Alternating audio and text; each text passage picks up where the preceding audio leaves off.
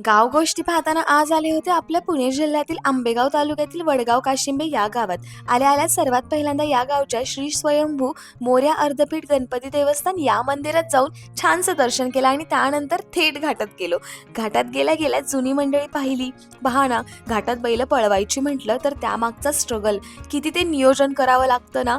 गाडा रॅकमध्ये लाईनमध्ये घेऊन थांबायचं, कांड पकडण्यासाठी पण बरीचशी मंडळी लागते. त्यानंतर बैल जुंपण्यासाठी पण कितीतरी लोक लागतात आणि जुगाडाची बैल शांत असतील तर लगेच जुंपली जातात, पण जर बैल तुफान असली तर जुंपायला वेळच लागतो. बरं, बैल जुंपेपर्यंत कांड जर फिरलं की परत नियोजन बसवावं लागतं आणि बैल जेव्हा सोडतात तर बैलांच्या मागे जाणारी मंडळी सगळ्यात बेस्ट, कारण ही जी प्रोसेस आहे ना याला बराच वेळ लागतो.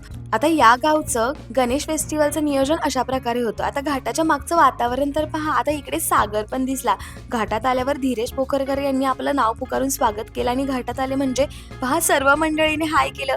प्रत्येक यात्रेला घाटात जाऊन जाऊन ना सर्वांचीच ओळख व्हायला लागली, म्हणून घाट ना असा आपलासा वाटतो. आता फॉलोअर्स मंडळीने पण हाय केलं. आपली फॉलोअर्स मंडळी सगळ्यात भारी. आता मी यात्रेला शेवटच्या दिवशी आले होते, तर या यात्रेला कोण कोण आलं होतं कॉमेंट करा. घाटात आलो म्हणजे वडापाव खाल्ल्याशिवाय घरी जायचं नाही. आता लाईक आणि फॉलो करून जा आणि 12 सेकंदमध्ये बसलेली बारी पण पाहून जा.